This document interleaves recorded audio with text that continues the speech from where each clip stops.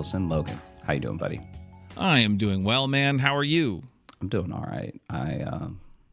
So much has happened. Okay, so So much has happened. You've also started every episode with that lately. You got a lot going on this last month. This last month has been a lot.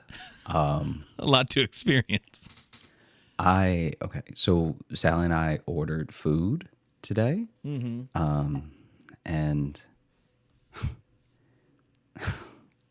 I won't say where the restaurant is in case this isn't the restaurant's fault because we're still investigating. DoorDash itself is investigating, and then I'm holding my own investigation where I'm calling the restaurant at different times to make sure. I'm holding my own investigation. This is how people really lose their minds. Anytime no matter how vindicated you might be or how justified you feel, if you start your own investigation into anything, you've probably already lost your mind.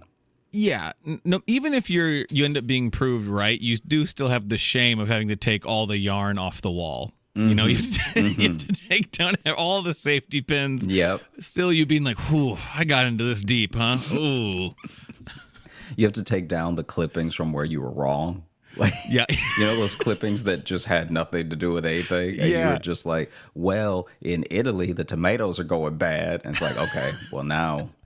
That's true. Every conspiracy theorist who does that, and if they are proved right, they have to go like, yeah, this whole branch over here, though, I was a bit off. I was a bit off on this over here. I did make a mistake. I am embarrassed about these strings over here. I'm a bit embarrassed about, but Robert Redford had nothing to do with it. I really went at him.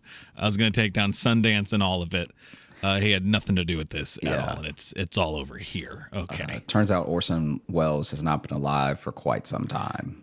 That's something, and honestly, you do just a tertiary search, you will find that. It's one of the first thing that comes up is his date of death, and I really, couldn't see the forest through the trees, but yeah, because he looks so much like the guy from Stranger Things with the beard. I just thought they were the same person. Yeah.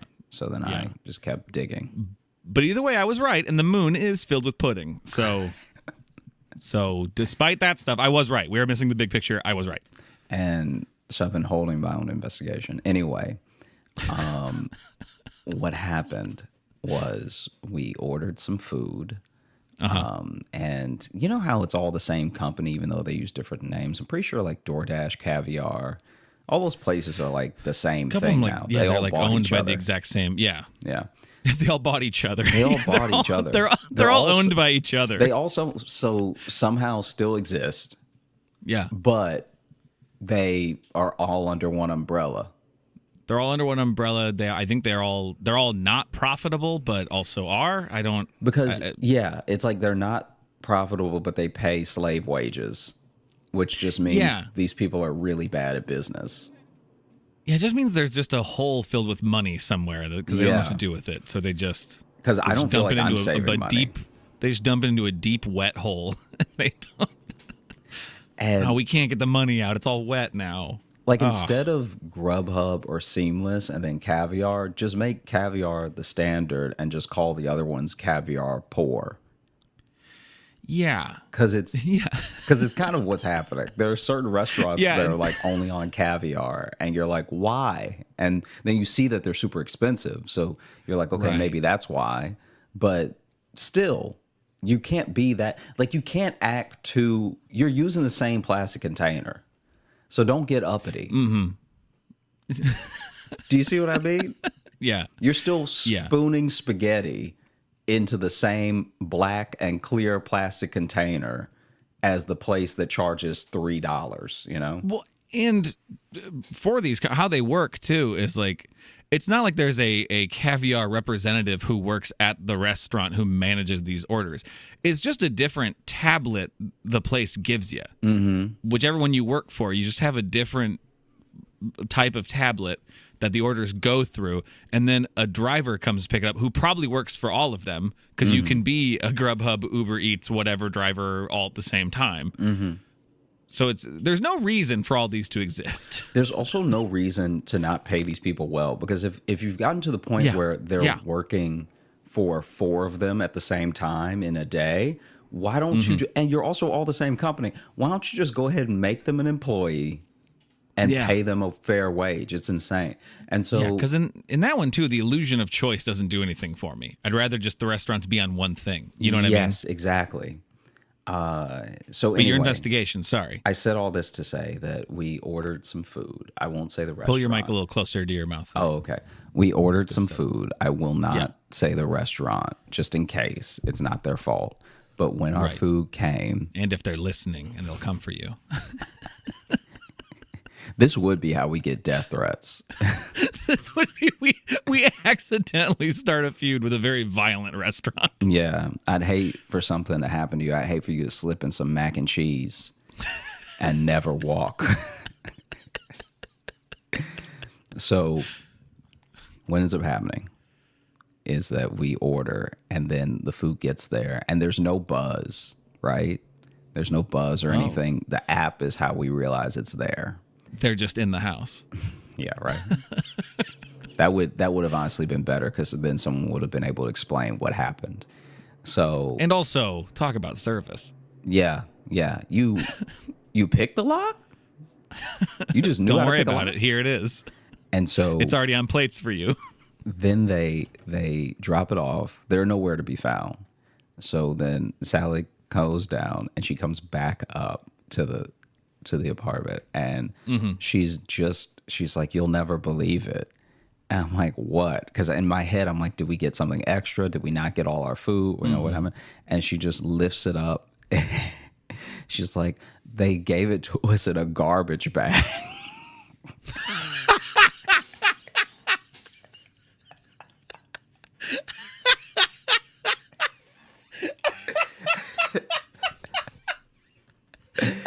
Here you go. Eat your fucking slop, you monsters. Here you go. Oh, you want this?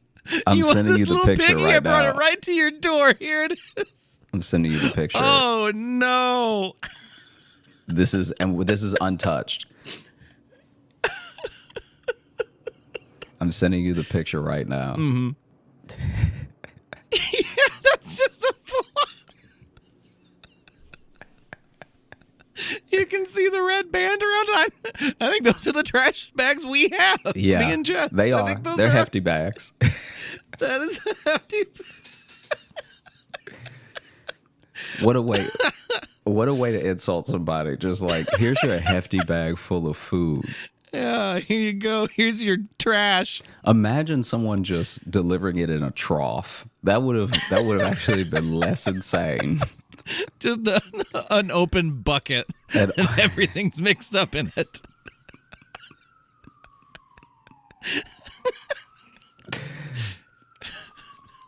And here's your pail of slop. And so she's holding up the bag, and then I'm like, no, like I'm already smiling. I'm like, there's no way. Like this is a joke, right? And then she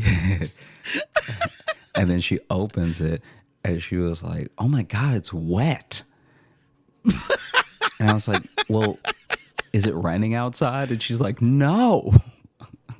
Was it wet on the outside of the bag? No, it's wet on the inside of the bag. Well, that could be steam, though. That could be the steam. It was not steam because the bag was full of mud. It was full of mud?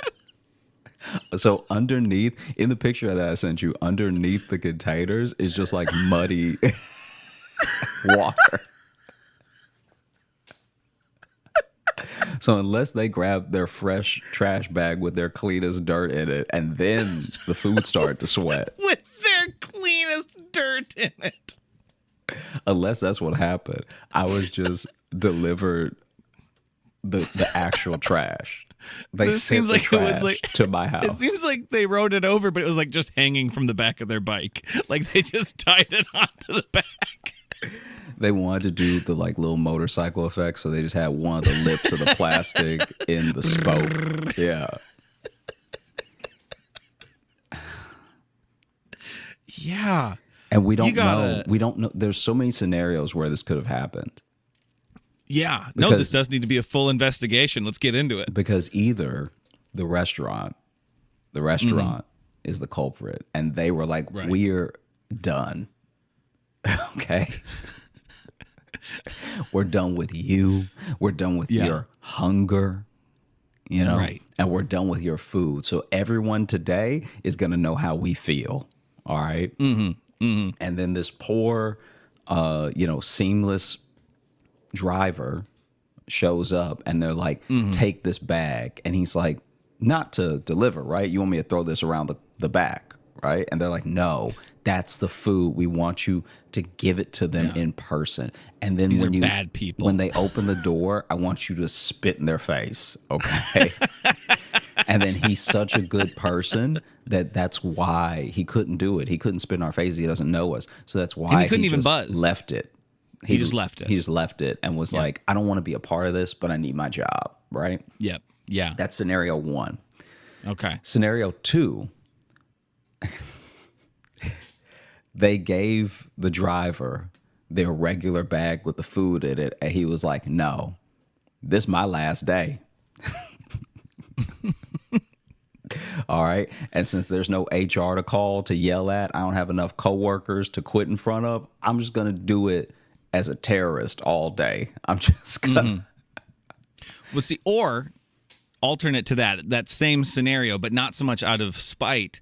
They were like, we have the food ready, but we just realized we're out of bags. Do you have one? And he goes, yes. Let me go look in my trunk. Yes. Let me go back home. Oh, here it is. And grab my trash bag that I've already started using. Here, I've had this in the trunk of my car. I had some wet shoes in it. Will that be okay? And they were like, sure, it's leaving. We don't care. It's your problem now. Yeah. Bye. Now, scenario 3 is much like your alternate scenario where the restaurant did not give him any bag. And so then he wanted to give us a bag because he was like, even though I'm delivering it to the location where they will no longer need a bag, maybe they'll need a bag. Maybe they're ordering this just to bring it over to a friend. So then they'll need something to carry it with. And they probably don't have bags in their home because who does that, you know? So let me bring them a bag, even if it is a bit dirty. Scenario 4. Okay. The devil himself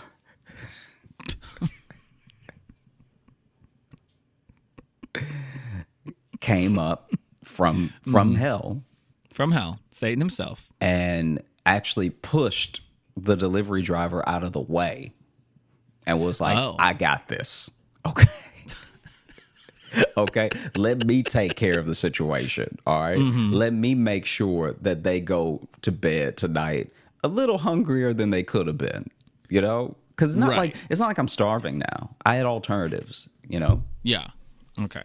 I'm grabbing a notepad here, okay, so we can solve some mysteries. Okay. We do have one mystery solved. There's one mystery solved in all of this as to why your doorbell was not rang. Whatever the scenario leading up to it, for sure, the answer to that is because that driver was filled with shame. Whatever happened to lead up to that moment, for sure. The reason why no one rang you, why no one called you, was because he went, I can't look them in the eye. Whether that is out of malice or pure embarrassment, that is still up for debate. But for sure, that is why the bag was left. So we have that mystery solved. Why no buzz? Why no buzz? Because shame. Yeah. So we have that. We have no buzz solved. Scenario 5 is... Oh, God, I didn't realize you had more scenarios. I didn't realize there'd be another scenario post Satan himself getting involved. Yeah, scenario 5, potentially the most likely. The bag ripped and he just put it in something nearby, and then it happened to be a trash bag. Because it would also explain all the dirt. Sure, I think that plausible. there's a chance that, because we know from this place that their bags are the paper bags with the... loose spun sort of straw handles. So that's just 2 staples holding the handles to the bag. And there's only a little bit of glue at the bottom of the paper bag holding it together. So what we also think is likely is that the trash bag was actually clean. This dude was walking with our food. It fell out of the bag into the dirt. He then grabs a fresh trash bag and then puts the food back in, so at least there's a bag. Yeah. Because if he delivers it with just dirt on it and his hands, we're gonna be like, how did this happen? What'd you do? Yeah. What did you do What right did now? you do? But now he's off scot-free because he had a clean trash bag with him. Right. Yeah, because that's the real question of this case. Actually, is at what point the mud comes into play. Yeah. That really determines who is at fault. You know what I mean? Yeah. Yeah, absolutely. Because I'm looking right now at my phone and I'm looking at the app for where we ordered, and I'm gonna triple check which one. I'm gonna triple check which, because there's multiple locations as well. That's also why I don't know if this is the restaurant's fault or if it's the driver or fate, whatever. Yeah. So what I'm gonna do, this may be completely unusable, so don't get too excited, but I'm gonna call them right now. Okay.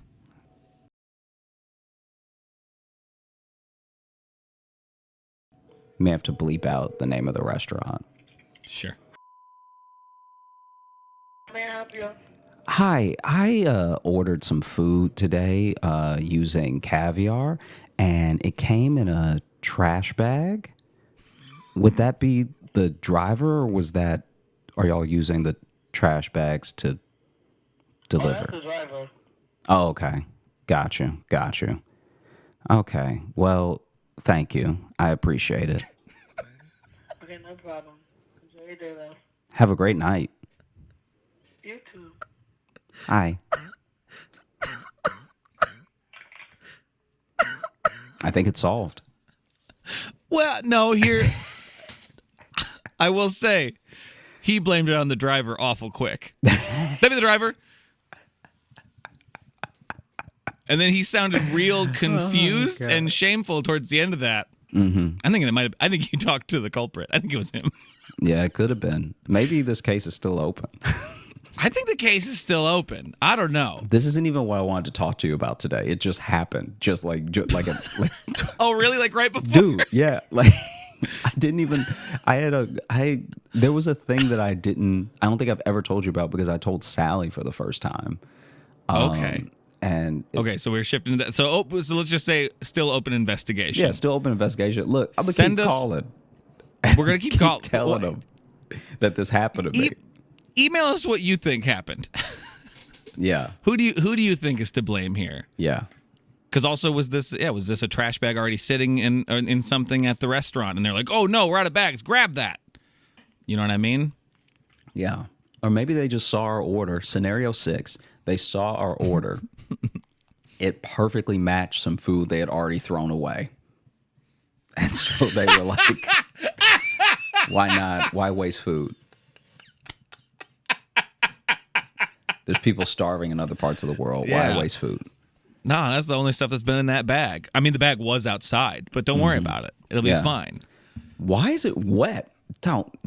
Now you're being. Don't one worry of them. about it. You know, food. You cook. There's sauce and stuff. They'll be fine. They'll get it. Yeah, that's my new favorite thing. I had a friend.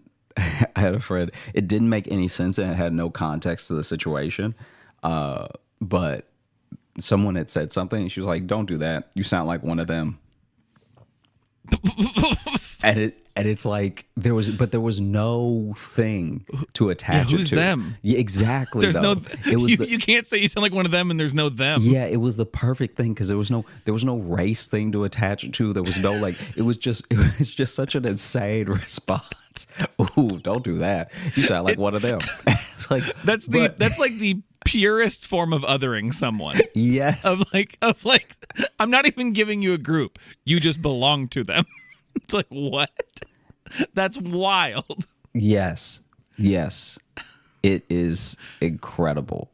I was such a fan. I was so excited when it happened because I was like, there's nothing, no one, like, you know how sometimes people can be like, what do you mean, you people, sort of thing? Yeah. It wasn't that at all. It was literally like the confusion at the table. Yeah. And it was immediately hilarious. I went to dinner. I'm going to tell you the story in a second, but this is also very funny. I went to dinner last night, and I was crying.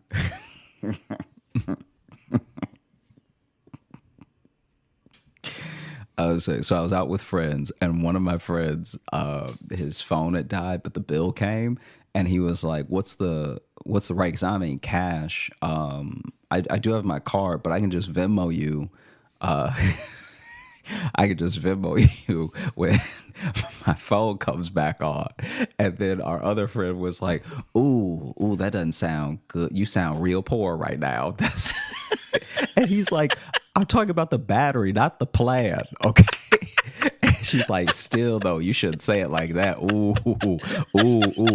I got pains when you said it to me like that." And he's like, "Well, do you want to put all my?" Because she's like, "No, it doesn't sound like it'll go through on your card." Or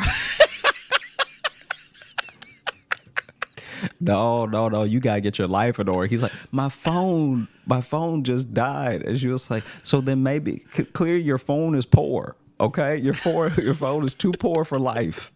Yeah. And so it died. Your phone didn't even want to be a part of this conversation. You talking about you gonna Venmo people after you've left the area.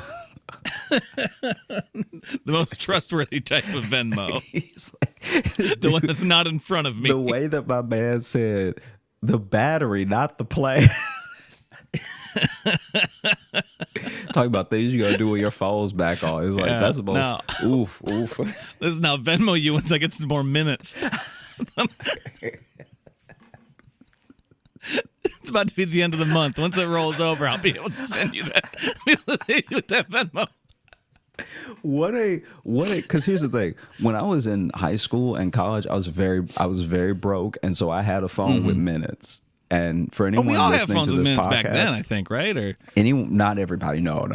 okay, I did too. I guess. I mean, I didn't know there was another way. No. The way I didn't know we had it it limited back is then. the way that people with money have always done it. That's true. That is a Just good so point. you know. Yeah. We were out you used here to be able to call minutes. and you could call a number to find out how many minutes you had, which would take like a minute. So you'd lose a minute checking your minutes. Also, the thing that really made me mad, and it evened out if the text was long enough, I guess, but every text message cost, and then you had to accept the deduction in minutes to read it. So then every text costs 30 seconds. It costs half a minute. So then, is that what it costs? Yeah. So then people would text you K, and it would cost half a minute. It didn't even take a second to read. My eyes recognized. I didn't even do any reading. My eyes recognized a letter, and I knew what it meant. Right. But yeah, to explain to our our younger listeners, back when, I know every now and then we get kind of like back when phones were new, but we do get that way sometimes. But you used to have to literally. You had an allotted amount of phone time, not given to you by a parent or a guardian who said, "This is all you're allowed because I don't trust you." The phone gave you this. The phone company would give you an allotted amount of time. And if you went over, if you had a plan that allowed you to go over, that overage charge was usually wild. Also, your own money was dictated. Your own money was your dad. Like, because if you had plenty of money, you either had a phone plan or you could buy so many minutes that you didn't think about it. Yeah, this is where the beginning of like burner phones were, because you could just buy a phone with a set amount of time on it, and then when you were done with it, you could just throw it away. Yeah, that's why those became popular. You could buy them in a 7-Eleven, use it for a couple hours, throw it away. When I was in high school, or maybe I was even in junior high, the first kid I knew to get a cell phone got a cell phone with minutes on it. And I don't know if his parents bought it, if he bought it with summer money from his summer job, whatever. But either way, he bought the phone and bought 300 hours on it. Jeez. So this dude had 300 hours on the phone just ready to go. And he called me on my home phone. This dude called me to call me poor.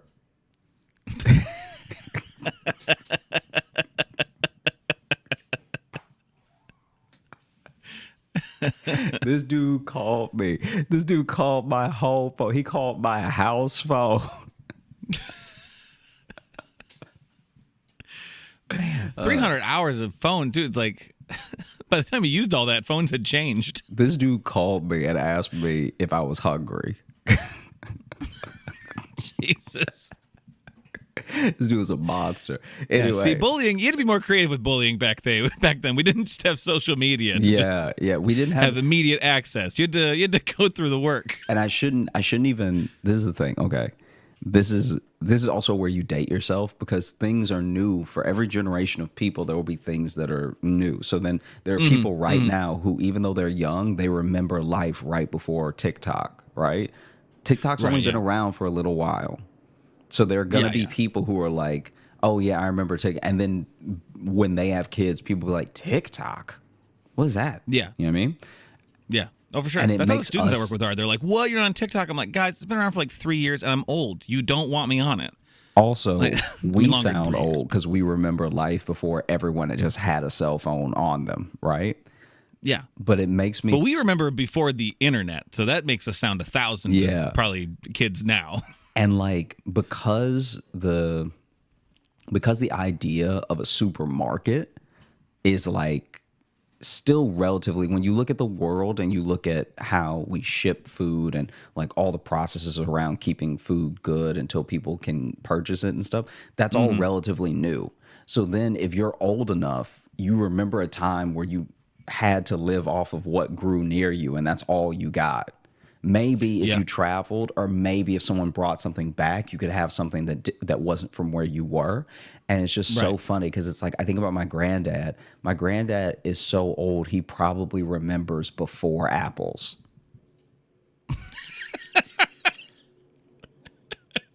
I could see people my granddad's age being like, I remember, because we even really eat apples like that. Because think about it, like it was specifically where you were, and it's what you had, what grew near. Exactly. Yeah. So it's like there are people who probably had their first apple thinking they could just peel it like an orange, be like, it's not coming off. I don't know, just hand slipping on it. Man, a hard ass tomato. Mm-hmm. Gross. Anyway, what was the thing you were going to tell me? Oh, okay. Before we went back to our olden days of minutes on phones. Yeah. In the old country. The thing I was going to tell you was when I was little, I would play soccer, and we've talked about this, like how I was not good. Star athlete, like you were great at everything. Oh, that's right. It was the other way. Sorry. Wow. What an attack. So then when I was little, I was playing this scrimmage game. So not one of the ones that counted. We're not even in our jerseys or anything, our little uniforms. And this is like horrific. So basically, it was like a practice day, right?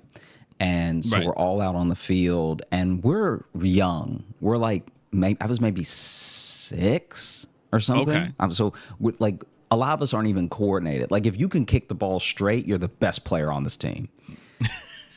Yeah. And so you're Beckham if you're. You don't even have to bend it. You're footing it like Beckham. Every time a kid, I remember this specifically, anytime a kid lofted, first of all, almost all of our like lofting kicks were by accident. Anytime a kid could make the ball just fly up in the air for any distance and by any height, we were amazed. We were like, we would celebrate that like it was a goal. So we were not a winning team. And so as you're cheering, the other kid just goes by you with the ball. We're lifting up the kid who did it. Oh my God. It went so high and the wrong way. So then this is such chaos. And like even when I remembered it and I was talking to Sally about it, a part of me was like, I don't know if I should tell it on the podcast yet, because I'm trying to remember everything that happened. And then 2, I don't think people will like identify with me the way that I need them to. Most stories I tell on this podcast, I don't care about the perception. I'm just telling you my side of what happened. And this is the first time I was like truly upset by something like that. What's okay? I was like upset by how you handled it. No, or? I was upset by what happened to the point where I think I genuinely blocked it out because Oh, good. So we're getting into repressed memories. That's where we've gotten. Well, no, it's just like on the show.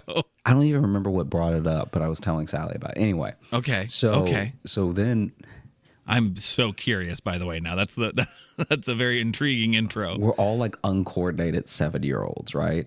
And we're doing this practice game. And the practice game is just our team. So it's just like, it's not, the stakes couldn't be lower. But all year, I've been bad. And I've been so remarkably bad that they don't know where to put me.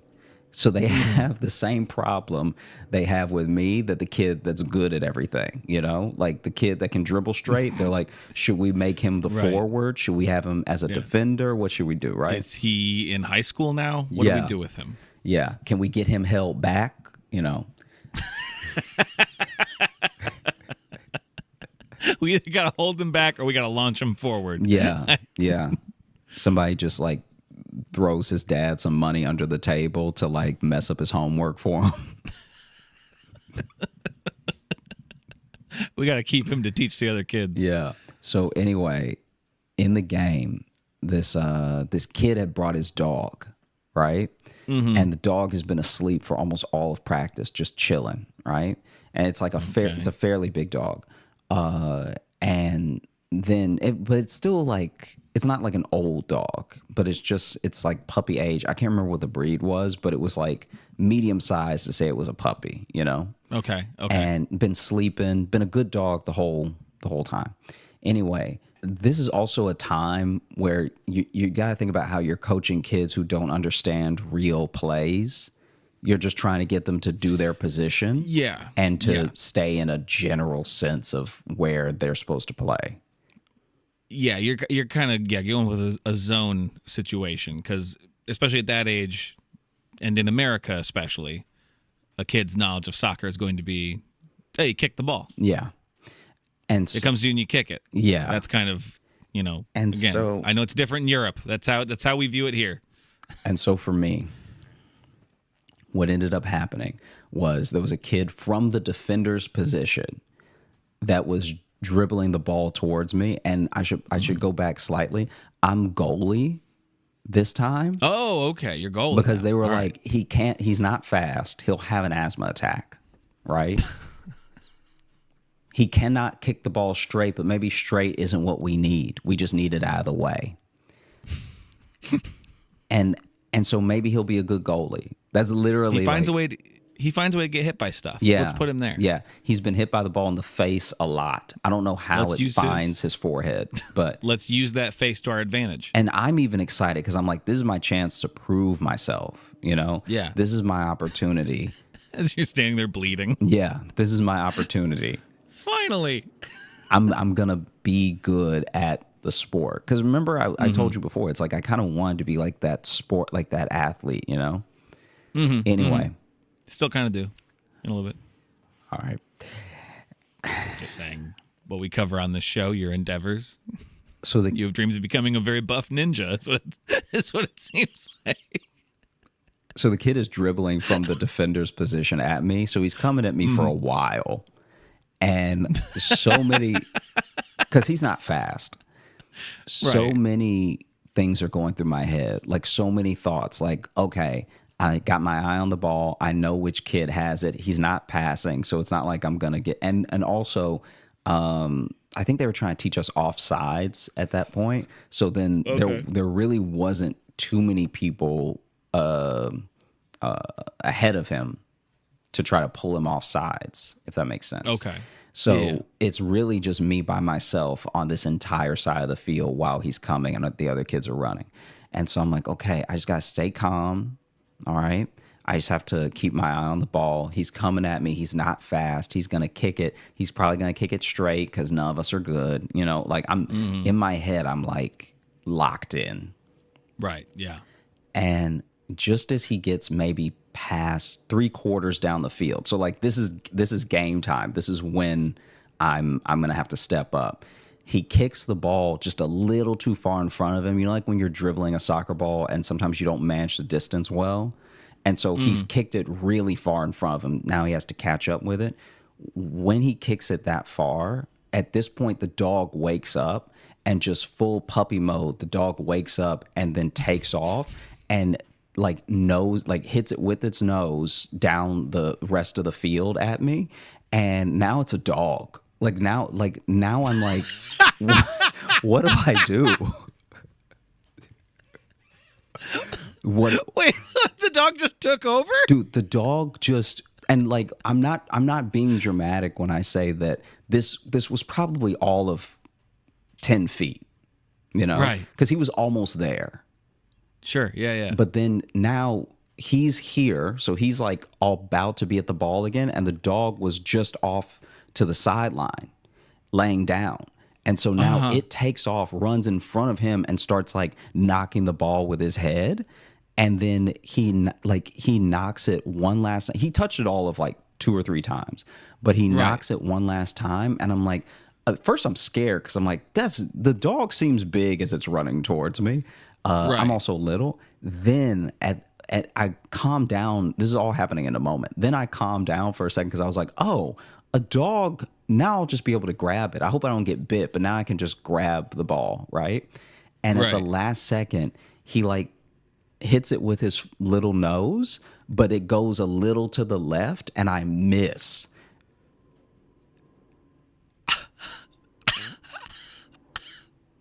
And so technically the dog scored on me. And people are like screaming.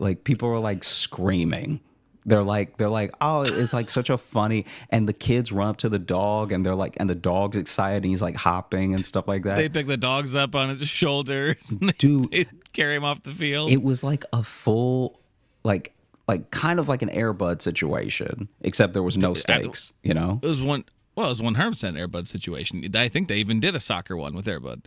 And we always celebrate Air Bud, but we always forget the kid that he scored on. Just really wanted to have his own moment. Yeah. No, Air Bud gave full competing teams just mass depression. I don't think I was so upset. I was like so hurt because I played it back in my head a bunch of times because I was like, there's no way I missed that.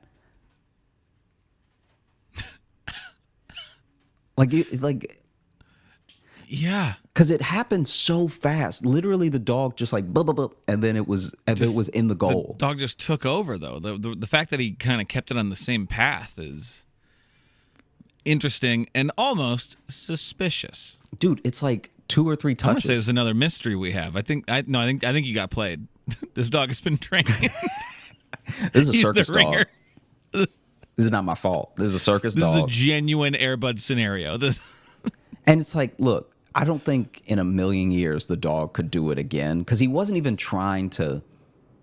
Like the dog was trying to play with the ball. Went for the ball. He wasn't trying to score, but he was so close to the goal by the second time he touched it.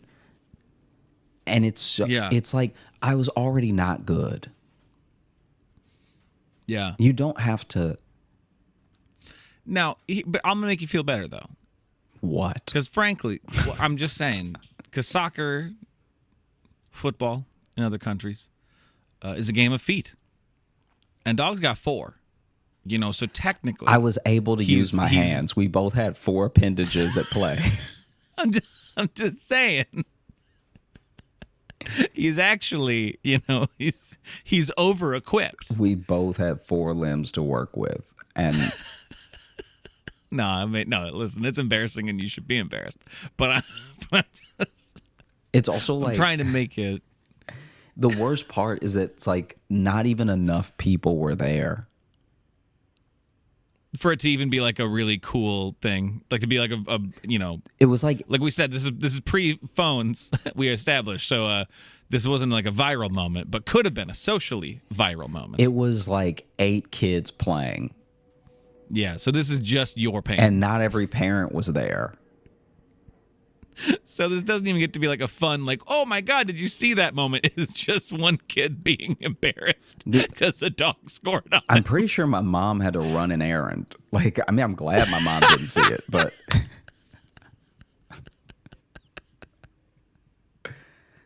No, you just didn't see her sneak out. She was like, ugh. Ooh, I'm going to come back at 5 because... Come back after all the other kids have already left before I pick him up. Yeah. Wow. So what made you think of this? Because you said you're not even sure if you remembered it fully. If you blocked it, what brought it out? I don't know. Sally and I were just talking, and then I think I maybe had a moment or something. Did you start? Did you start shaking and just decided to be vulnerable? You know.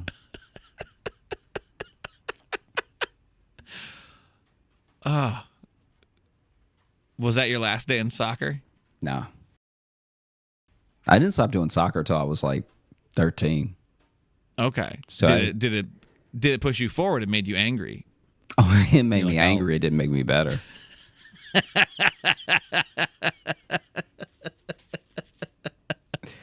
Yeah. Wow. Yeah, no, it was bad. Yeah. Well, I can say that is a unique thing. I've never been scored on by an animal, I don't think. So that's a unique experience. You got that going for you. Mm-hmm. Yeah. Okay. Well, it sounds like you're having a day. Yeah. Yeah. with muddy food and sports drama. Just like the next time you watch one of those movies, just think about the kid. Think about the other teams that feel terrible. Think about the teams that Airbud beat. Think about the spirits that he crushed. There's nothing in the rules that says a dog can't play basketball, but there's also nothing in the rules that say I can't feel bad about it.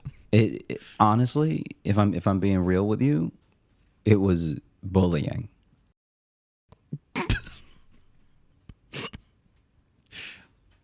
It's just let your dog be at home. It was sleeping anyway. Right.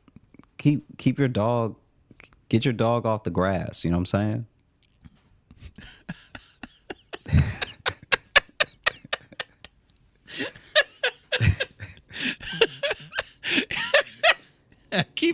Keep dog off grass, otherwise become supreme athlete. Is what the little signs will say in the yard. A dog wasn't even cute. Oh, damn. Yeah, Okay. Yeah, that's how I'm feeling about you're it. You're coming at this dog now. Yeah, I don't know what breed it was, but the breed was ugly. All right. Yeah. Oh, this dog breed? The breed is trash. Yeah. That's what this dog is. Yeah. Thank you. I mean, you're gonna hate me saying this, but like, what a piece of the Josh Jxn puzzle we've just found. Sure. Yeah. Like, yes, I knew you wouldn't like it, but like, I guess I'm speaking to the listeners because I'm sure they all heard that and they're like, oh, yeah, this makes sense. This seems like a man who'd get this man would get dunked on by a dog. Look, I'm the winner. Yeah. All right. Oh, okay. That was over 20 years ago. So guess who's still alive? All right. I can still dribble. Got my good limbs, can run. Yeah. But now look at you, taking care of a dog. What does that have to what does that have to do with anything? I'm just saying you got to do what does that have to do with anything? Just saying My dog would never be able to I would run circles around my dog, okay? Josh has made a point to never show his dog a ball because he doesn't even want to come close to repeating this mistake. Chance would be puffed out when I got done with him, okay?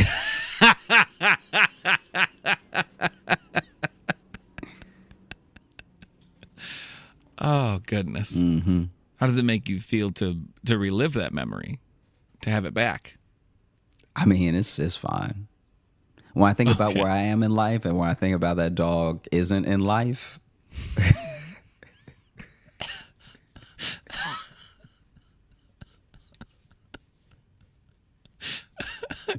Hard cut to Josh being heckled in a comedy club by a dog.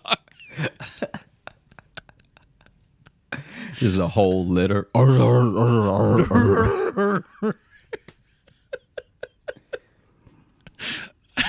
I did a show a couple years ago at like a brewery, and it was like one of those places they allow dogs to come into, and there was like so few people in the audience that there was literally almost equal to the amount of people and dogs in the place. Or it was like 2/3, because there was like 7 people and like 4 dogs. And I'm like, this audience is damn near mostly dog at this point. That's a strange place to be. And I think one did bark, so I think I did get heckled by a dog. So there, I have that over you. Yep. Okay, well, while Josh is dealing with his trauma, I will open up the mailbag. Let's get something else. No, that was it. Do we have another one from Anna, you said? Yeah, I was looking for that, because I figured since we got a little extra time, we can do that one. Thank y'all so much for writing in. We appreciate you. We have so much fun with these. We look forward to them every week. Anytime y'all send them in, we're happy. So thank you again. There it is. Scrolled past it a bunch of times. All right. But yes, we do have an update from Anna. Okay, real quick. Let's try to recap the story thus far. This is an ongoing chain of emails. Okay. So this started with her going on a date with the guy who was a foot pervert. A real toe fiend. Not only was he really in defeat, but slid under the table to remove her shoe and smell it, and was like, oh yeah, that's good. Oh, that's foot. That's foot. And then I believe that tickled her foot, so she kicked him in the head? I think in the face, maybe? In the face. Kicked him in the face, which I believe also knocked over something on the table and fell on the table next to them. Made a big production of the fall. Yes, yeah. And then something was spilled on her, right? I believe something got spilled on her. Maybe something was spilled on her from his fall.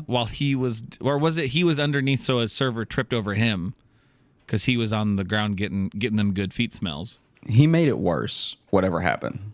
Whatever happened, he made it worse. Yeah. And then the other server like kicked him out or whatever, or helped like just end the situation, like helped her clean up whatever got spilled on her. So she went on a date with him, and she ended up on a date with him where then he revealed that he's really into like BDSM stuff. Because he asked, are you a gray? And she was, at first she didn't understand it. Then she realized. I believe, I don't know, and I also don't know if we clarified. We found out later that applies to 50 Shades of Grey, or we might have read an email that explained that. But when he said like, "Oh, you're a gray," that was going to 50. Already, this is so much backstory. Yeah. So if this is your first episode listening, we've caught you up as best as possible. Yeah, and the cliffhanger, because she always leaves us on cliffhangers, and very tantalizing ones. I believe the last thing was after he was talking about being into BDSM and stuff like that. Then the foot fetish guy was outside the window and said, "I found you." That's. And this is where we had our little debate of just like, are we getting played? But either way, we're having a fun time with the story, so I kind of don't care. Yeah, I want to see it through to the end, even if none of these people ever lived. Even if Anna is not real.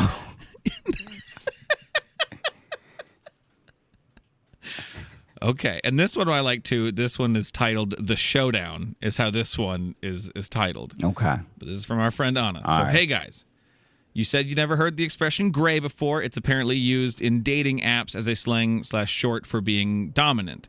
The word refers to 50 Shades of Grey. Some people just use a gray picture and that's it. Oh, just a gray picture. Interesting. I want to give you some context. As you know, Sweden is a small country. The population of New York, they're out of Sweden. That's just W. As you know, Sweden. Small country. Anyway, this has nothing to do with that. Never been. Want to go? As you know, Sweden is a small country. The population of New York City pretty much amounts to the total population of Sweden.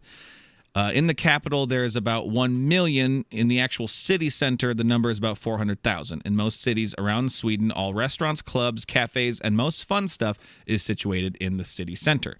So if you want to find someone, it is possible, but statistically not likely. In my case, I was ratted out by one of two people that knew where, what, when, and who I was seeing that night. Wow. After I left the gentleman, this has been the code name for the foot fetishist. Mm-hmm. After I left the gentleman on the floor of the restaurant, I actually thought that I would never hear from him again. I'd only given him my business card, so he didn't have my private number. It'd be very funny if his name, like, we nicknamed him Tony Two Toes.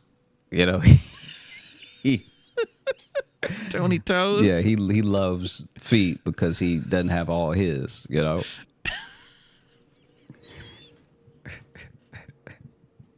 You want what you can't have.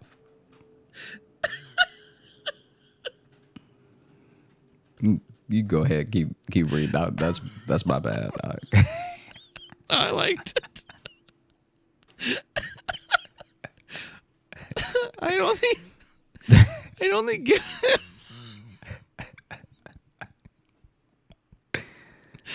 Because now I'm just thinking of a guy who has no toes, and he just really wishes he had. Yeah. Like, you think he's sucking on toes. toes. But it's gone the other way where now he's just horny about it. Yeah, it's like you think he's sucking on toes because he's into feet, and he's sucking on toes being like, I remember my middle toe. He's just like, I really wish I could feel this. Mm-hmm. You know, he dates somebody for a couple years, and then he's like, let me put a ring on it. And he goes down and just puts it on her toe. Oh, my God. Have you ever meets a girl with like 6 toes and 1 foot? Are you kidding me? I had only given him my business card, so he didn't have my private number. But no. Phone calls after phone calls to the office that I refused to answer.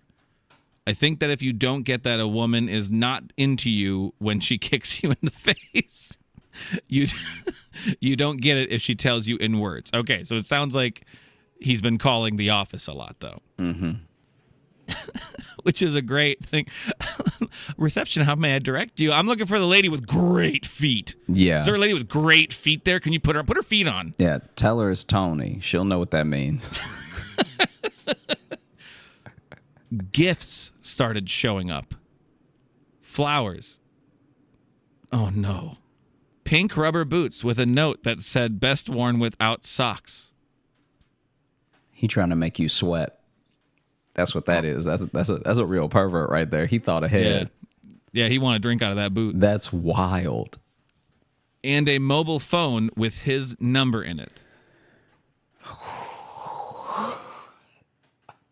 You expect a serial killer to have more tact, you know?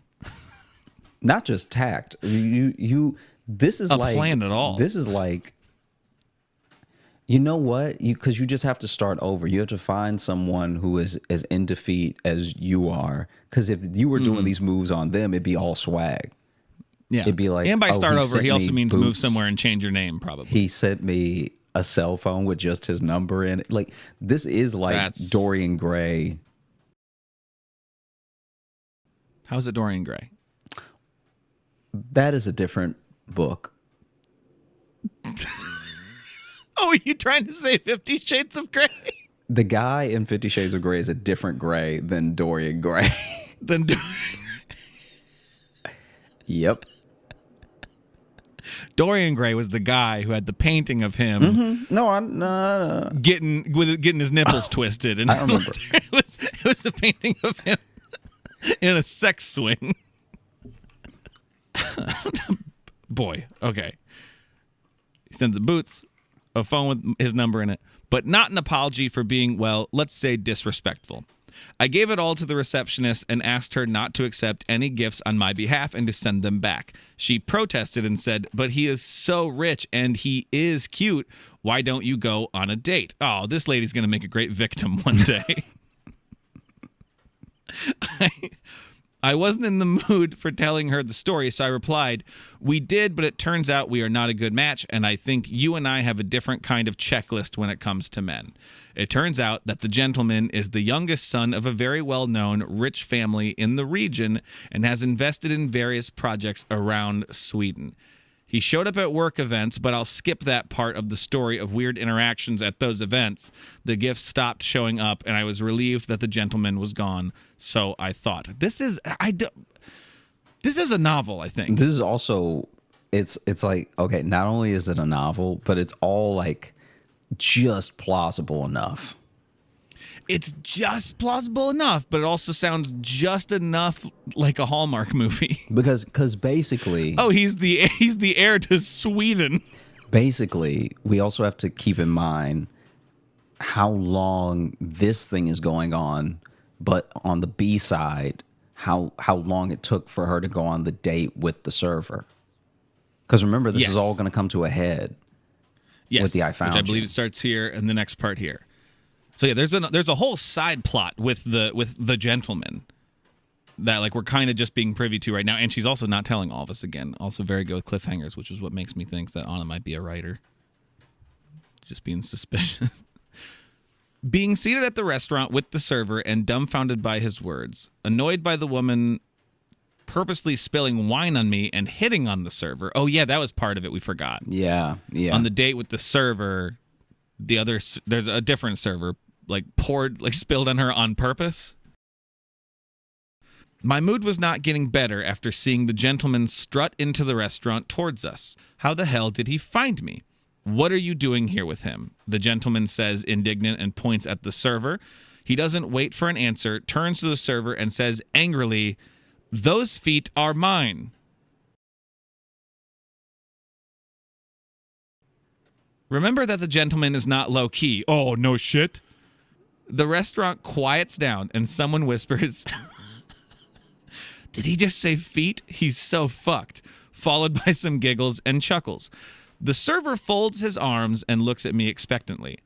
I'm now fantasizing of how I drop kick the gentleman, but of course I don't do it. Oh, well, why stop now? You've already kicked someone on a date. Yeah. You kicked him. That's right. You've already kicked this man. I see the gentleman's mouth moving, but I'm not listening. How did you find me? No answer. I was not holding back at all. I'll refrain from using the same words here. Through my teeth, told him that I'm not an object and can't be bought. I won't allow him to treat me disrespectfully any way he wants, whenever he wants, and especially sniffing my shoes in restaurants. I'm not laughing at the sentiment, but closing a sentence like that is funny. People around us laughed, and someone made a puking sound, and someone booed. The girl in the group of university students cheered me on, "You go, girl," and fiddled with her phone. I glanced at the server and noticed that his eyes were glazed. I finished it off with, "I'm not interested in you whatsoever and never will be, so leave me the fuck alone and get lost. But, you kept the gifts, so I thought, we had a thing." It turns out that the receptionist had kept the gifts for herself and had led the gentleman on to believe that I kept them, and to redeem herself to the gentleman, she had told him about my whereabouts. She can see my calendar at work, and so she checked it. At this point, the woman comes back and yanks the server's sleeve. To me, she says, "Take it outside. You bothered the other guests." I pierced her with a glance and said to the gentleman that lingered, "You got 1 minute to leave, and if you don't leave me alone, I'll get a restraining order, and from there on, I have the right to protect myself. Do you understand? Kicks are a-comin'." The gentleman limps away like a sulking toddler. I turned to the server and followed the feeling that I had during the date. "So, when are you going to tell me what's really going on here?" His smile stiffens a bit and he says, "I guess we gave us away, huh?" The server pulls the woman towards his side with the arm around her waist. He winks at me and continues, "We have checked you out and we agreed that we want you to be our dominatrix." People gasped and started mumbling. I noticed that some of the uni students were filming and giggling. "We, as in dating?" I asked, wanted no misunderstanding. "We, as in common law wife. Yeah." The disappointment of being kind of played by the server and this woman, the lingering anger from the showdown with the gentleman made it hard to collect myself. Knowing that the server and the woman had turned are turned on by my domination and telling off of the gentleman, I decided not to reward them by lashing out. So I did my best to compose myself, and as cold as ice, I said, well, thank you for clarifying that. You have the right to live the way you want, but I'm one man at a time kind of woman, so thanks, but no thanks. Well, technically, there was only going to be one man. Yeah. Not to split hairs here. I wish you the best in all you do. I'll take my leave now. Have a nice evening. I grabbed my purse and left, and as I did, I heard the server and his woman blame each other for me not agreeing to their proposal. It took some time for me to let it go and laugh about it all, and I somewhat do have trust issues. But it is a hell of a story, huh? Take care and stay cool. Love.